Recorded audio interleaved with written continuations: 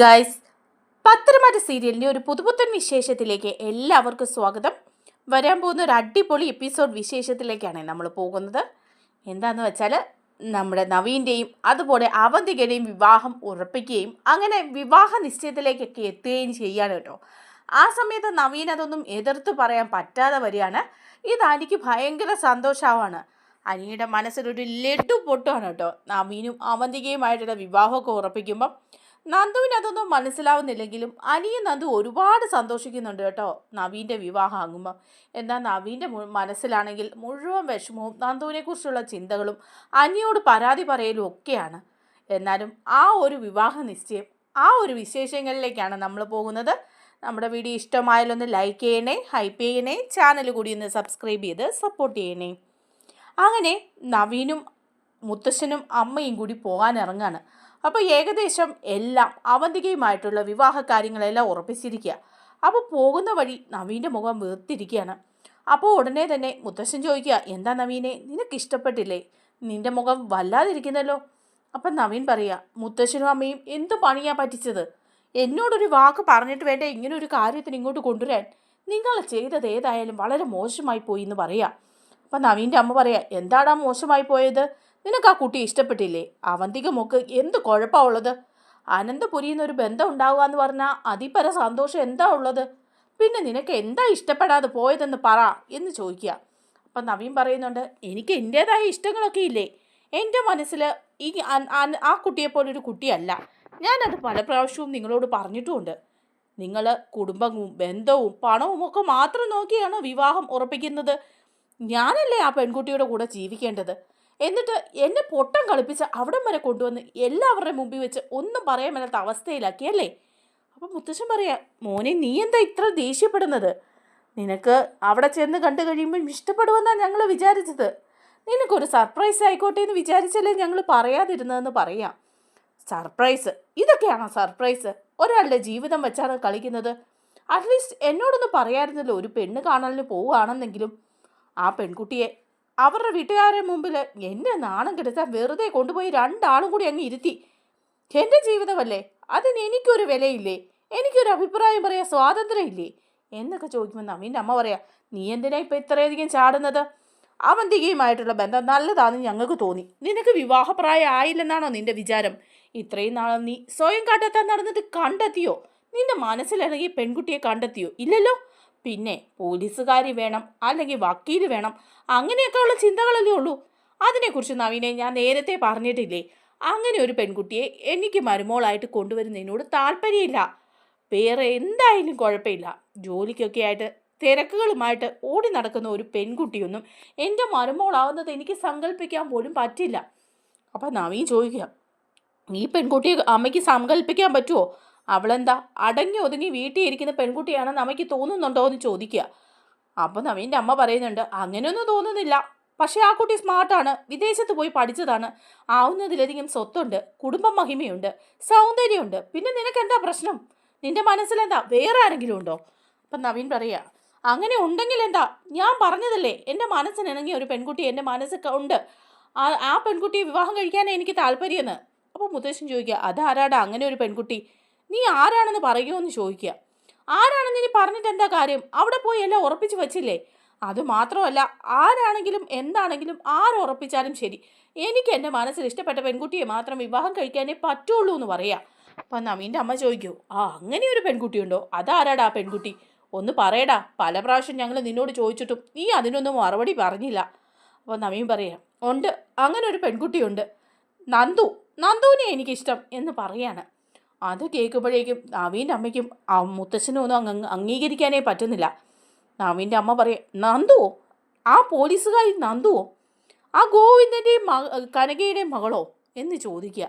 അപ്പോൾ പറയുന്നുണ്ട്, അതെ, നന്ദുവിനെ എനിക്കിഷ്ടം. എൻ്റെ മനസ്സിൽ പതിഞ്ഞു പോയത് നന്ദു തന്നെയാണ്. എൻ്റെ ഭാര്യയായിട്ട് ഞാൻ സങ്കല്പിക്കാൻ പോകുന്നത് നന്ദുവിനെ തന്നെയാണ്. പിന്നെ നിങ്ങളെല്ലാവരും കൂടി ഇങ്ങനെ ഒരു തീരുമാനം എടുത്താൽ അതെങ്ങനെയാണ് ശരിയാകുക? എന്നോടൊരു വാക്ക് ചോദിക്കേണ്ടായിരുന്നു എന്ന് ചോദിക്കുമ്പോൾ മുത്തശ്ശൻ പറയാം, നന്ദുവോ?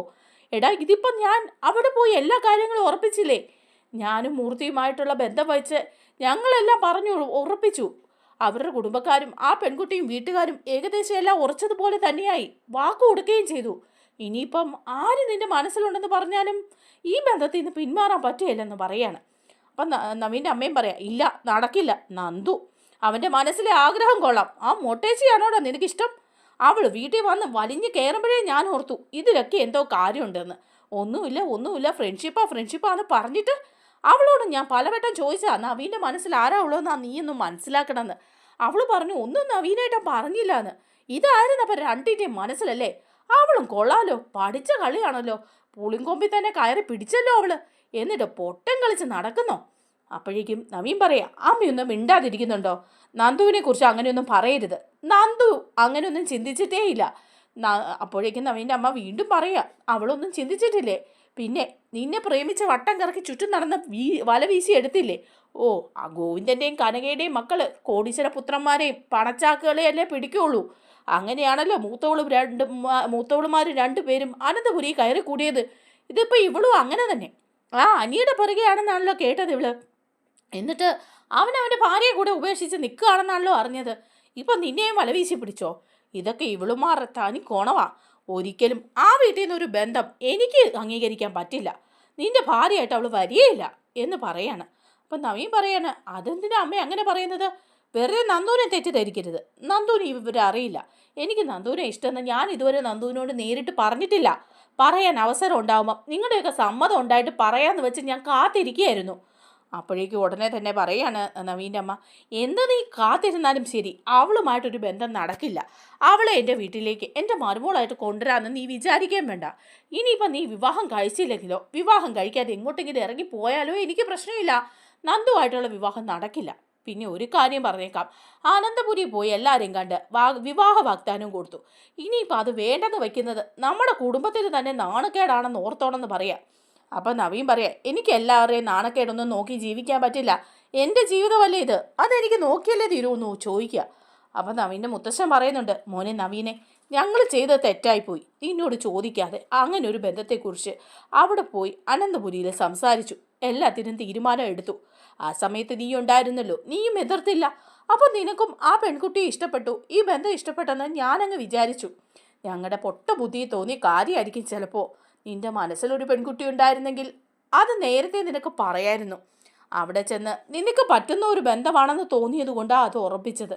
ഇനിയിപ്പം ഞാൻ എന്താ പറയുക? ഈ പ്രായമായപ്പം മൂർത്തിയുമായിട്ടുള്ള എൻ്റെ ബന്ധം നശിച്ചു പോകും. ആ കുടുംബവുമായിട്ടുള്ള നമ്മുടെ കുടുംബത്തിൻ്റെ ബന്ധം അതും വഷളാവും. ഏതായാലും വിവാഹ വാഗ്ദാനം കൊടുത്തിട്ട് പിന്നെ അത് വേണ്ടാന്ന് പറയുന്ന ഒരു ശീലം എനിക്കില്ല. നിന്റെ മുത്തശ്ശൻ ഇതുവരെ അങ്ങനെ ഒരു വാക്ക് പറഞ്ഞിട്ട് പാലിക്കാതിരുന്നിട്ടില്ല. ഇക്കാര്യത്തിൽ അങ്ങനെ ആവണമെന്ന് തന്നെയാണ് എൻ്റെ ആഗ്രഹം. ഇനി എൻ്റെ മോനായിട്ട് അതിനെതിരെ നിൽക്കുകയാണെങ്കിൽ നീ ആയിക്കോ. മുത്തശ്ശൻ എല്ലാവരുടെയും മുമ്പിൽ നാണം കെട്ട് തല കുനിച്ച് നടന്നോളാം. എല്ലാം നിൻ്റെ ഇഷ്ടം പോലെ ആയിക്കോ എന്ന് പറയണം. എന്നിട്ട് മുത്തശ്ശൻ അങ്ങ് കയറിപ്പോവുക, അമ്മയും അങ്ങ് കയറിപ്പോവുക. നവീൻ അവിടെ ഇങ്ങനെ നിൽക്കുക. നവീൻ ആലോചിക്കുക, ഇതെന്തൊരു കുരിശായിപ്പോയി. ഇതിപ്പോൾ ഇങ്ങനെയൊന്നും ആവുമെന്ന് ഞാൻ വിചാരിച്ചതേ അല്ല. നന്ദുവിനോട് പറഞ്ഞിട്ടുമില്ല. ഇനി അവളോട് പറഞ്ഞാൽ അവൾ എന്താവും പറയുക? പറയാതിരുന്നത് ഒരു കണക്കിന് നന്നായി. എൻ്റെ മനസ്സിൽ മുഴുവൻ നന്ദു അല്ലാതെ ആ അവന്തികയെ വിവാഹം കഴിക്കാനൊന്നും എനിക്ക് പറ്റില്ല. ഇനിയിപ്പോൾ എന്താ ചെയ്യുക? ഞാൻ വേണ്ടെന്ന് പറഞ്ഞാൽ മുത്തശ്ശനത് നാണക്കേടാവും. മുത്തശ്ശന് മനസ്സിന് വല്ലാത്ത വിഷമാവും. ആ കുടുംബവുമായിട്ടുള്ള ഞങ്ങളുടെ ബന്ധം ഉലഞ്ഞു പോകും. ഇതൊരു വല്ലാത്ത ട്രാപ്പായി പോയല്ലോ എന്നൊക്കെ നവീൻ ഇങ്ങനെ വിചാരിക്കുകയാണ് കേട്ടോ. അതേസമയം നവീൻ ആദ്യം തന്നെ വിളിക്കുന്നത് അനിയാണ്, ഇക്കാര്യം ഒന്ന് പറഞ്ഞ് ഓക്കെ ആക്കാൻ വേണ്ടിയിട്ട്. അനിയെ വിളിച്ചിട്ട് പറയാം, അനി എനിക്ക് നിന്നെ ഒന്ന് കാണണമെന്ന് പറയാം. അപ്പം അനി ചോദിക്കുന്നുണ്ട്, എന്താടാന്ന് ചോദിക്കുക. അല്ല, എനിക്ക് നിന്നെ ഒന്ന് കാണണം, നിന്നോട് കുറച്ച് കാര്യങ്ങൾ സംസാരിക്കാനുണ്ട്. എന്ത് കാര്യമാടാ നിനക്ക് സംസാരിക്കാനുള്ളതെന്ന് ചോദിക്കുക കേട്ടോ. അപ്പോൾ പറയുന്നുണ്ട്, മറ്റൊന്നുമല്ല, എനിക്ക് നന്ദുവിനെ കുറിച്ച് സംസാരിക്കാനുള്ളതെന്ന് പറയുക. അത് കേൾക്കുമ്പോഴേ നമ്മുടെ അനിക്ക് നല്ല ദേഷ്യം വരിക. അനി പറയുന്നുണ്ട്, ശരി സംസാരിക്കാം എന്ന് പറയാണ്. അങ്ങനെ ബീച്ചിലോട്ട് വരാൻ പറയുക. അനി മനസ്സിൽ വിചാരിക്കുക, ഇവനിപ്പോഴും നന്ദുവിനെ വിടാനുള്ള ഒരു ഭാവവും ഇല്ല.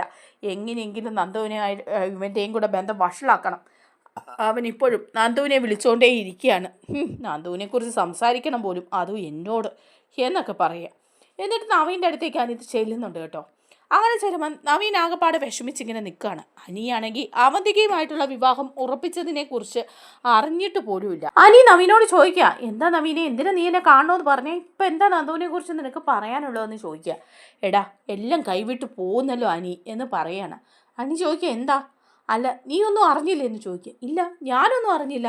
അല്ല നിൻ്റെ വീട്ടിൽ ഞങ്ങൾ വന്നിട്ടുണ്ടായിരുന്നു എന്ന് പറയുക. ആണോ? ആഹാ, ഞാൻ ഓഫീസിലായിരുന്നു, ഞാൻ അറിഞ്ഞില്ല. എന്താ എന്താ നിങ്ങൾ അവിടെ വന്നതെന്ന് ചോദിക്കുക. അപ്പോൾ ഉടനെ നവീൻ പറയാം, അത് എന്ത് ചെയ്യാനാ, മുത്തച്ഛനും അമ്മയും കൂടി എന്നെ ഒരു ട്രാപ്പിൽ പെടുത്തിയതാ എന്ന് പറയുക. അപ്പം അനി ചോദിക്കുക, എന്ത് ട്രാപ്പിലാ? അതെ, നിൻ്റെ സിസ്റ്റർ ഇല്ലേ, നിൻ്റെ അപ്പച്ചിയുടെ മോൾ അവന്തിക. ആ ആ ഉണ്ട്. അവളുമായിട്ട് എൻ്റെ വിവാഹം ഉറപ്പിക്കാൻ വേണ്ടിയിട്ടാണ് മുത്തശ്ശനും അമ്മയും കൂടി എന്നെ അവിടെ കൊണ്ടുവന്നത്.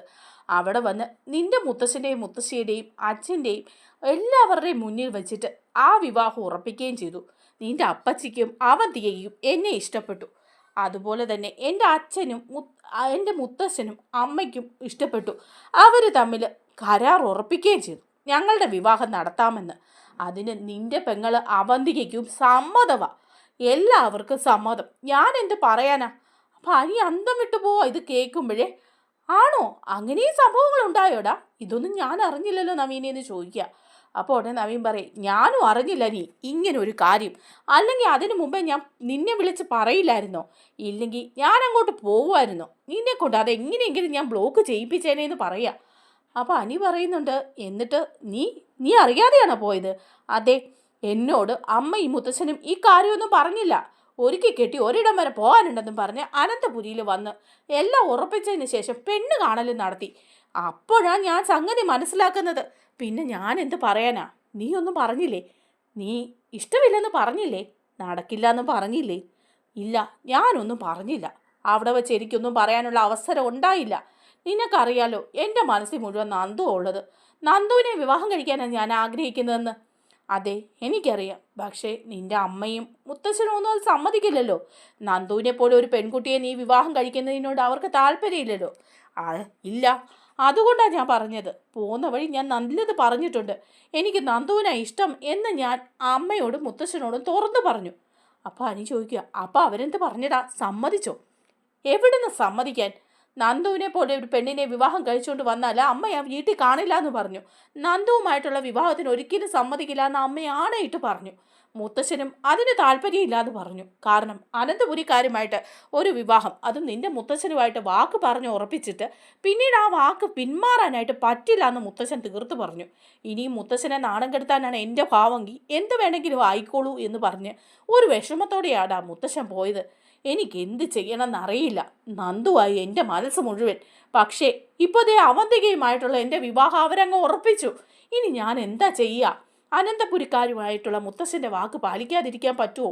അതുപോലെ തന്നെ അമ്മ ഒറ്റക്കാലിൽ തന്നെ നിൽക്കുകയാണ്, നന്ദുവിനെ വിവാഹം കഴിക്കാൻ സമ്മതിക്കില്ല എന്ന് പറഞ്ഞ്. ഇത് കേൾക്കുമ്പോൾ എനിക്കങ്ങ് മനസ്സിൽ തുള്ളിച്ചാടുക കേട്ടോ. അനി വിചാരിക്കുകയാണ്, ഹോ നന്നായി, ഇവൻ എന്നോട് തന്നെ ഇത് വന്ന് പറഞ്ഞല്ലോ. നന്ദുവുമായിട്ടുള്ള ഇവൻ്റെ വിവാഹം മുടങ്ങിയല്ലോ. ഇനിയിപ്പോൾ അവന്തികയെ ഇവൻ വിവാഹം കഴിച്ചാലും ആരെ വിവാഹം കഴിച്ചാലും എനിക്ക് ഒരു പ്രശ്നവുമില്ല എന്ന് ഉടനെ തന്നെ നവീൻ പറയുക, അനി എന്ന് വിളിക്കുക. അപ്പോൾ അനി പെട്ടെന്നൊരു ഞെട്ടലോടുകൂടി ചോദിക്കുക, എന്താടാ എന്താ? അല്ല, നിന്നെ ഒരു സഹായത്തിന് വേണ്ടിയാണ് ഞാൻ വിളിച്ചത്. ഉടനെ തന്നെ നന്ദുവിനെ നീ അറിയിക്കണം, എനിക്ക് അവളെ വിവാഹം കഴിക്കണമെന്ന്. ഒരുപാട് താമസമൊന്നും ഉണ്ടാവരുതെന്ന്. അതുപോലെ തന്നെ അവന്തികയുടെയും എൻ്റെയും വിവാഹം നീ എങ്ങനെയെങ്കിലും ഒന്ന് മുടക്കി തരണം. നിൻ്റെ വീട്ടിലല്ലേ കാര്യങ്ങൾ നടക്കുന്നത്. അപ്പം അനി പറയുക, നീ എന്താ പറഞ്ഞത്? അവന്തികയുടെയും നിൻ്റെയും വിവാഹം ഞാൻ മുടക്കി തരണമെന്നോ? അതൊന്നും നടക്കാൻ പോകുന്നില്ല നവീനെ. ഞാൻ എന്ത് ചെയ്യാനാ? രണ്ട് കുടുംബക്കാർ തമ്മിൽ ഉറപ്പിച്ചതല്ലേ. അല്ലെങ്കിലും നീ ഞങ്ങളുടെ കുടുംബത്തിലേക്ക് മരുമോനായിട്ട് വരുന്നതിൽ ഞങ്ങൾക്ക് സന്തോഷമേ ഉള്ളൂ. എനിക്കിപ്പോൾ സന്തോഷം ഇരട്ടിയായി. നീ നന്ദുവിനെ വിവാഹം കഴിക്കുന്നതിലും എനിക്ക് സന്തോഷം അവന്തികയെ വിവാഹം കഴിക്കുന്നതാ. ഞങ്ങളുടെ കുടുംബത്തിലേക്ക് നീ വരിക എന്ന് പറഞ്ഞാൽ അത് ഭയങ്കര സന്തോഷമുള്ള കാര്യമല്ലേ നവീനെ. പിന്നെ ഞാൻ എങ്ങനെ അത് മുടക്കാനാ? അപ്പം നിനക്ക് പറ്റില്ല അത് മുടക്കാൻ. നന്ദുവിനോടെങ്കിലും നീ പറ. ഇനിയിപ്പം ഞാൻ എന്താ ചെയ്യുക? അപ്പം അനി പറയാ, നന്ദുവിനോട് എന്ത് പറയാനാ? അവൾക്കിപ്പോൾ പ്രശ്നമൊന്നുമില്ലെന്നേ. നീ അവന്തികയുമായിട്ടുള്ള വിവാഹത്തിന് സമ്മതിക്ക്. അനന്തപുരി തറവാട്ടിലേക്ക് നിങ്ങളുടെ ബന്ധുത്വം വരുന്നത് നല്ല കാര്യമല്ലേ? അതുമാത്രമല്ല, അവന്തിക നല്ല കുട്ടിയാ. ഈ വിദേശത്തൊക്കെ പോയി പഠിച്ച നല്ല പെൺകുട്ടിയാ. നിന്റെ അമ്മയ്ക്കും മുത്തശ്ശനും ഇഷ്ടമാണെങ്കിൽ അത് നടക്കുന്നതല്ലേ നല്ലത്. അവർക്ക് ഇഷ്ടമില്ലാതെ നന്ദുവിനെ വിവാഹം കഴിച്ചാൽ നിനക്ക് ഒരിക്കലും സമാധാനം ഉണ്ടാവില്ല. ആദ്യത്തെ ആ സന്തോഷമൊക്കെ കാണുള്ളൂ, പിന്നീട് ദുഃഖം തന്നെയായിരിക്കും ഉണ്ടാവുക എന്ന് പറയാം. അത് കേൾക്കുമ്പോഴേക്കും നവീൻ പറയാം, ഞാൻ എന്ത് ചെയ്യണമെന്ന് അറിയില്ല നീ. എൻ്റെ മനസ്സിൽ നന്ദുവാ. നീ എൻ്റെ കൂടെ നിൽക്കുമോ എന്നൊക്കെ ചോദിക്കുന്നുണ്ട് നവീൻ. എന്നിട്ട് പോവാണ്. അതേസമയം അനിക്കാണെങ്കിൽ മനസ്സിൽ ഭയങ്കര സന്തോഷമായിട്ട് അനി അപ്പോൾ തന്നെ നന്ദുവിനെ വിളിക്കുകയാണേ. എന്നിട്ട് പറയും, നന്ദു, എനിക്ക് നിന്നെ ഒന്ന് കാണണം, ഒന്ന് സംസാരിക്കണമെന്ന് പറയാം. അപ്പോൾ നന്ദു പറയാം, എന്തിനാ ഇപ്പം കാണുകയും സംസാരിക്കുകയൊക്കെ ചെയ്യുന്നത്? നമ്മളെല്ലാം പറഞ്ഞതല്ലേ, കഴിഞ്ഞ ദിവസവും കാണുകയും ചെയ്തതാണ്. ഇനിയിപ്പോൾ എന്താ നിനക്ക് അത്യാവശ്യം എന്ന് ചോദിക്കുക. അല്ല, ഇന്നൊരു സന്തോഷമുള്ള കാഴ്ചയുണ്ടായി, അത് നിന്നോട് ഡിസ്കസ് ചെയ്യാനായിട്ടാന്ന് പറയുക. ആ ശരി, കാണാം എന്നൊക്കെ പറയാം. അങ്ങനെ നന്ദുവിനെ കാണാൻ വേണ്ടിയിട്ട് അനി ചെല്ലുകയാണ്. ഭയങ്കര സന്തോഷത്തോടെയാണ് കേട്ടോ അനി ചെല്ലുന്നത്. ബർത്ത്ഡേക്ക് കൊടുക്കാതിരുന്ന ഒരു ഗിഫ്റ്റും ഒക്കെ ആയിട്ട് ചെല്ലുമ്പം നന്ദു ചോദിക്കുക, എടാ എനിക്ക് കുറച്ച് തിരക്കുണ്ട്, എന്താന്ന് വെച്ചാൽ പറ, നിനക്ക് എന്താ ഇപ്പം അത്യാവശ്യമായിട്ട് പറയാനുള്ളത്? എടി, ഒരു സംഭവം ഉണ്ടായി, അത് പറയാനാ. നവീനില്ലേ, നവീനും ഞങ്ങളുടെ വീട്ടിലെ അവന്തികയുമായിട്ടുള്ള വിവാഹമൊക്കെ അങ്ങ് ഉറപ്പിച്ചു എന്ന് പറയാം. അപ്പോഴേക്കും ഉടനെ നന്ദു പറയാം, ആഹാ, നവീനേട്ടൻ്റെ വിവാഹം ഉറപ്പിച്ചോ? എന്നിട്ട് ഇത്രയൊക്കെ ആയിട്ട് പോലും നവീനേട്ടൻ കഴിഞ്ഞ ദിവസം കണ്ടിട്ടും എന്നോടൊന്നും പറഞ്ഞില്ലല്ലോ. അപ്പോൾ അനി ചോദിക്കുക, നിന്നെ ഇന്നലെ അവൻ കാണാൻ വന്നോ എന്ന് ചോദിക്കുക. കാണാൻ വന്നു, സ്റ്റേഷനിൽ വന്നിരുന്നു നവീനേട്ടൻ. അപ്പോഴും ഞങ്ങൾ ഓരോ കാര്യങ്ങൾ സംസാരിച്ചതാ. എന്നിട്ട് വിവാഹത്തിൻ്റെ കാര്യമോ പെണ്ണ് കണ്ട കാര്യമോ അവന്തിക്ക് ഇഷ്ടമാണെന്നുള്ള കാര്യമോ ഒന്നും പറഞ്ഞില്ല. അപ്പോൾ അനി പറയാം, അതൊക്കെ പെട്ടെന്നായിരുന്നു, അവരുടെ വീട്ടുകാർ തമ്മിൽ ആലോചിച്ച് ഉറപ്പിച്ചതാ. ആ നല്ല കാര്യം, അവന്തിക നവീനേട്ടന് ചേരുന്ന പെണ്ണ് തന്നെയാ. ഏതായാലും നിങ്ങളുടെ കുടുംബത്തിലേക്ക് തന്നെ നവീനേട്ടൻ കൂടി വരിക എന്ന് പറഞ്ഞാൽ അത് ഭയങ്കര സന്തോഷമാണ്. കുടുംബങ്ങൾ തമ്മിലുള്ള ബന്ധം ഒന്നുകൂടെ ബലമാകുമല്ലോ എന്നൊക്കെ പറഞ്ഞ് നന്ദുവിന് സന്തോഷമാവാം. അപ്പോൾ അനി പറയാം, എനിക്കും അതെ, ഭയങ്കര സന്തോഷമായി അത് കേട്ടപ്പോൾ തൊട്ട്. എന്തായാലും അപ്പോഴേ നിന്നെ എനിക്കൊന്ന് കാണണമെന്ന് തോന്നി, അതാ നിന്നെ കാണാൻ വന്നേന്ന് പറയാം. അപ്പോൾ ഉടനെ നന്ദു ചോദിക്കുക, അതെന്താടാ നവീനേട്ടൻ്റെ വിവാഹം ഉറപ്പിച്ചതിന് നിനക്ക് എന്നെ കാണണമെന്ന് തോന്നിയത്? അപ്പം അനി പറയാം, ഇല്ല, അവരുടെ വിവാഹം ഉറപ്പിച്ചു, ഇനിയിപ്പം നമ്മുടെ കാര്യമല്ലേ നടക്കാൻ കിടക്കുന്നത്, അതുകൊണ്ടാ എന്ന് പറയുമ്പം നന്ദു കുറച്ചൊരു വിഷമത്തോടെ പറയാം, എടാ നമ്മളിപ്പോൾ ഇങ്ങനെയൊക്കെ പറയുന്നുണ്ട്, നമ്മുടെ വിവാഹം നടക്കുമോ ഇല്ലയോ എന്നുള്ളത് അറിയില്ലല്ലോ, നടക്കാൻ സാധ്യതയുണ്ടോടാ? രണ്ട് വീട്ടുകാർക്കും താല്പര്യമില്ല, എല്ലാവരും എതിര് നിൽക്കുന്നു, അങ്ങനെയുള്ളപ്പം നമ്മുടെ വിവാഹം നടക്കോടാ? ആദർശേട്ടനും നയനേച്ചിയും വരെ നമ്മുടെ ബന്ധത്തിനെതിരാ, പിന്നെ ഇതൊക്കെ നടക്കാൻ പോകുന്നുണ്ടോടാന്ന് ചോദിക്കുമ്പോൾ അനി പറയാ, ഇതൊക്കെ നടക്കുന്നേ, എല്ലാം നേരെയാവും എന്ന് പറയാണ്. അതേസമയം അവന്തികയുടെ വിവാഹം ഉറപ്പിച്ചെന്നറിയുമ്പോൾ നവ്യയ്ക്ക് നല്ല ദേഷ്യമാവാം. നവ്യ അബിയോട് പറയാ, അബി വിവാഹം ഉറപ്പിച്ചോ അവന്തികയുടെ ആ വക്കീലുമായിട്ട്? അപ്പം അബി പറയാ, ആ ഉറപ്പിച്ചു. എന്നിട്ട് നീ പറഞ്ഞില്ലേ മുത്തശ്ശനോട് ഇത് നടക്കില്ല എന്ന്? അങ്ങനെ നിന്റെ പെങ്ങളുടെ വിവാഹം നീയും അറിയാതെയാണോ അവർ ഉറപ്പിക്കേണ്ടത്? നവീൻ വക്കീൽ ആരാ ആളെന്നറിയാലോ, അന്ന് നീ ജയിലിൽ കിടന്നപ്പം ജാമ്യം ചോദിച്ചു എന്നിട്ട് തന്നോ? അയാളും കൂടെ കൂടിയല്ലേ നിന്നെ അകത്താക്കിയത്, അതിനു വേണ്ട സഹായങ്ങളൊക്കെ ചെയ്തു കൊടുത്തത്. എന്നിട്ട് അയാളുമായിട്ട് നിന്റെ പെങ്ങളെ വിവാഹം ഉറപ്പിക്കുമ്പം അത് വേണ്ടതെങ്കിലും നിനക്ക് പറഞ്ഞൂടെ? അപ്പം ഉടനെ അബി പറയാ, ഞാൻ പറഞ്ഞിട്ട് കാര്യമുണ്ടോ? മുത്തശ്ശനും മുത്തശ്ശിയും നവീൻ്റെ മുത്തശ്ശനുമായിട്ടൊക്കെ ഉറപ്പിച്ചതല്ലേ, അതിനി ഞാൻ പറഞ്ഞാലും മാറാനൊന്നും പോകുന്നില്ല. പിന്നെ അവന്തികയ്ക്കും അമ്മയ്ക്കും ഒക്കെ ഇഷ്ടപ്പെട്ടു, പിന്നെ ഞാൻ എന്തിനാ അതിനെതിരെ പറയുന്നത്? നവീൻ മിടുക്കനല്ലേ, നല്ല മിടുക്കനായ ഒരു വക്കീല്, അങ്ങനൊരു വക്കീല് നമ്മുടെ കുടുംബത്തിലേക്ക് വരുന്നത് നല്ലതല്ലേ? കുടുംബപരമായിട്ടും അനന്തപുരിക്കാരുമായിട്ട് കിടപിടിച്ച് നിൽക്കുന്നവരാ നവീൻ്റെ കുടുംബക്കാർ. അപ്പോൾ പിന്നെ അവൾക്ക് അങ്ങനെ ഒരു നല്ല ബന്ധം ഉണ്ടാവുകയല്ലേ? ഇതാവുമ്പോൾ നമ്മളൊന്നും അറിയണ്ട, മുത്തശ്ശനും മുത്തശ്ശിയും നടത്തിയും കൊടുത്തോളും. അതുകൊണ്ട് ഞാൻ എന്തിനാടി അതിനെ എതിര് പറയുന്നത്? അപ്പം നവ്യ പറയാം, അല്ലേലും നിന്റെ പെങ്ങളുടെ കാര്യങ്ങൾ പോലും തീരുമാനിക്കാൻ നിനക്കിവിടെ അവകാശമില്ല, അതെനിക്കറിയാം. അതും മുത്തശ്ശനും മുത്തശ്ശിയും മറ്റുള്ളവരുമാ തീരുമാനിക്കുന്നത്. പിന്നെ ഇനി നവീനെ വിവാഹം കഴിക്കുമോ ആരെ വിവാഹം കഴിച്ചാലും എനിക്ക് പ്രശ്നമൊന്നുമില്ല. പക്ഷെ നിനക്ക് ആത്മാഭിമാനം എന്ന് പറയുന്ന ഒന്നുമില്ല. ശരിക്കും പറഞ്ഞാൽ ഈ അനന്തപുരിയിൽ നിന്ന് എല്ലാ കാര്യത്തിലും നിന്നെ അവർ ഒഴിവാക്കിക്കൊണ്ടേയിരിക്കുകയാണ്. അതുപോലെ തന്നെ ജ്വല്ലറി ജോയിൻ ചെയ്യാൻ പറഞ്ഞിട്ട് നീ എന്താ ചെയ്യാത്തത്? അടുത്ത ആഴ്ച തന്നെ പുതിയ ബ്രാഞ്ചിൻ്റെ മാനേജരായിട്ട് നീ ജോയിൻ ചെയ്തോണം. അത് ഇവിടെ ആരെതിർത്താലും നീ അത് ചെയ്തോണം എന്ന് പറയാം. അപ്പോൾ അബി പറയുന്നുണ്ട്, അത് പിന്നെ ആരെതിർത്താലും ഞാനത് ചെയ്യും, ഉറപ്പാ, അല്ലാതെ ആ കാര്യത്തിലൊന്നും ഇനി നീ പേടിക്കണ്ട എന്ന് പറയാം. അങ്ങനെ അവന്തികയുടെയും നവീൻ്റെയും വിവാഹ നിശ്ചയം അടുക്കാണ്. നവീനാണെ ആകെ ഒട്ടും താല്പര്യമില്ലാതെ തന്നെയാണ് നിൽക്കുന്നത്. വിവാഹത്തിലോട്ട് എത്തിയില്ലല്ലോ, വിവാഹ നിശ്ചയമല്ലേ, അതുവരെ എതിർത്ത് നിൽക്കാതിരിക്കുകയാണ്. അങ്ങനെ വിവാഹ നിശ്ചയ ചടങ്ങുകളൊക്കെ നടക്കാൻ പോവുക. അവന്തികയാണെങ്കിൽ അച്ഛൻ നാഗേന്ദ്രയെ പോയി കാണുകയാണ്. എന്നിട്ട് പറയുന്നുണ്ട്, അച്ഛ അടുത്ത ദിവസം എൻ്റെ വിവാഹ നിശ്ചയ, അച്ഛന് പങ്കെടുക്കാൻ പറ്റില്ലല്ലോ എന്ന് പറയാം. അപ്പോൾ നാഗേന്ദ്ര പറയുന്നുണ്ട്, എടി നിശ്ചയത്തിനല്ലേ മോളെ, അതും സാരില്ല, അച്ഛനുണ്ടെന്ന് വിചാരിച്ച് നീ നിന്നോ, നിന്റെ വിവാഹം എത്തുമ്പം കൈ പിടിച്ചു തരാൻ മുമ്പിൽ നിൽക്കുന്നത് ഈ അച്ഛനായിരിക്കും. അപ്പോഴേക്കും എല്ലാ കാര്യങ്ങളും കലങ്ങി തെളിയും, എല്ലാത്തിനും ഞാൻ മുൻപിൽ തന്നെ ഉണ്ടാവും. അനന്തമൂർത്തിയും മറ്റുള്ളവരും ഒക്കെ സൈഡായിരിക്കും, അവരാരും ആ ചടങ്ങിൽ ചിലപ്പോൾ കണ്ടെന്ന് വരില്ല. നിന്റെ സന്തോഷമല്ലേ മോളെ എനിക്ക് വലുത്. ഏതായാലും നീ പോയി വിവാഹ നിശ്ചയത്തിൽ പങ്കെടുക്ക്, അച്ഛൻ്റെ എല്ലാവിധ ആശംസകളും ഉണ്ടെന്ന് പറയാം. അങ്ങനെ നവീൻ്റെയും അവന്തികയുടെയും വിവാഹ നിശ്ചയം വളരെ ആഘോഷപൂർവ്വം തന്നെ അവിടെ നടക്കുകയാണ് കേട്ടോ. എല്ലാവരും ഉണ്ട്, നാഗേന്ദ്രൻ എത്തിയിട്ടില്ല എന്നേ ഉള്ളൂ. അതിൻ്റെ ഒരു വിഷമം അവന്തികയുടെ മുഖത്തുണ്ട്. എന്നാൽ ആനിയും നന്ദു എല്ലാം ഉണ്ട് കേട്ടോ. നന്ദുവിനെ കാണുമ്പോഴേക്കും നമ്മുടെ നവീന് ഭയങ്കര ഒരു വിഷമം തോന്നുകയാണ്. നവീൻ്റെ മനസ്സിൽ മുഴുവൻ നന്ദു ആയതുകൊണ്ട് തന്നെ നന്ദുവിനെ കാണുമ്പം നേരെ നോക്കാനേ പറ്റുന്നില്ല. പക്ഷെ നന്ദുവിന് ഒരു പ്രശ്നവുമില്ല. നന്ദു കൺഗ്രാറ്റ്സ് ഒക്കെ പറയുന്നുണ്ട്. അനിയാണെങ്കിൽ മനസ്സിൽ ലഡ്ഡു പൊട്ടിയ പോലെ നിൽക്കുകയാണ് കേട്ടോ. എന്തായാലും നവീനും അവന്തികയുമായിട്ടുള്ള വിവാഹം ഉറപ്പിച്ചല്ലോ. ഇനിയിപ്പോൾ നന്ദു തൻ്റെ സ്വന്തമാകുമല്ലോ എന്ന് വിചാരിച്ചിട്ട് ഒരുപാട് സന്തോഷിക്കുകയാണ് നമ്മുടെ അനി. അങ്ങനെ തന്നെ ആവുകയും ചെയ്യും. എന്നാൽ ഇതിൻ്റെ ഇടയ്ക്ക് ചില പാരയൊക്കെ ജലജിയും മറ്റുള്ളവരും ഒക്കെ വയ്ക്കുകയും നന്ദുവിന് ഇഷ്ടമാണെന്നൊക്കെ മനസ്സിലാക്കുന്നതും ഒക്കെയുണ്ട് നമ്മുടെ അവന്തിക ഇതിന് ശേഷം.